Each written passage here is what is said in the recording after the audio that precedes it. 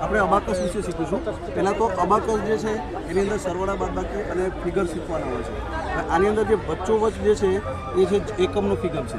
એકમ, દશક, 100, 1000 એ મુજબ આગળ જાય છે. દાખલા તરીકે એક ફિગર ઉપર કરું છું એટલે 1 થયો, આ 2 કરું તો 2 થયા, અહીંયા ઊંચું કરું એટલે આ 10ની લાઈન છે તો કેટલા થયા? 10, 11, 12 એ રીતે થયા. હવે એ જ રીતે અહીંયા આગળ ઊંચું કરું તો સાહેબ કેટલા થાય? આ આટલા ઊંચા કરે આ 3 ફિગર તો કેટલા થયા કહેવાય? 111 થયા. રાઈટ? આટલું સુધી તમને આવડે છે. હવે આની અંદર કેવું હોય છે કે દાખલા તરીકે મેં તમને આ પ્રમાણે કર્યું તો આ 1000, આટલું કરો આટલું કરો તો આ કેટલા ફિગર થઈ જાય? આ પ્રમાણે ગણો તો સાહેબ ગણો.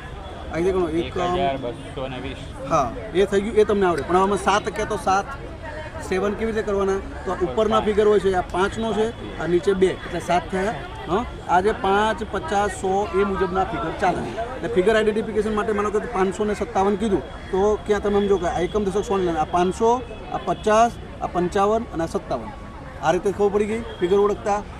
હવે તમને એક એમ કે ભાઈ 220 કરો, 225 કરો તો એકમ, દશક, 100 એટલે 200 પછી શું કીધું એમને સાહેબે? આ 100 200 આ 20 અને આ 25 થઈ ગયું 225. આ પ્રમાણે ફિગર ઓળખતો બાળક એબાકસમાં થઈ જાય. એટલે અમે શું કરીએ? આને પહેલાં શીખવીએ, પછી શું કરીએ? આવો ફ્લેશ કાર્ડ આપીએ.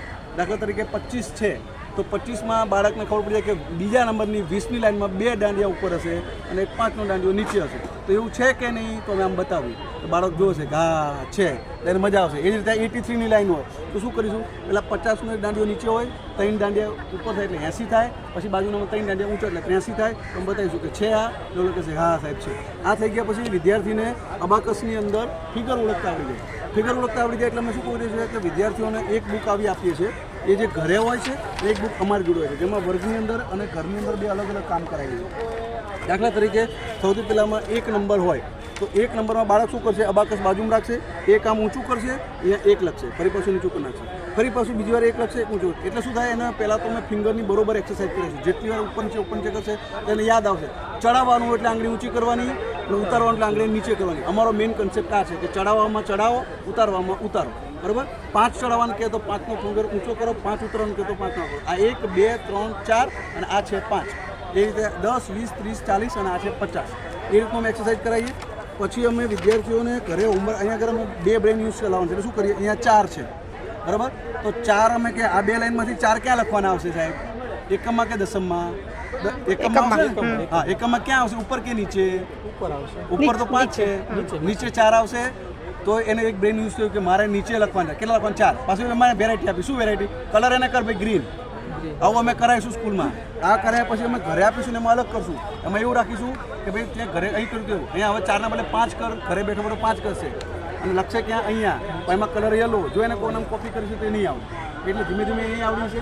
એ થઈ ગયા પછી અમે સરવાળા કરાવીશું. સરવાળા કઈ રીતે થશે તમે જોઈ લો.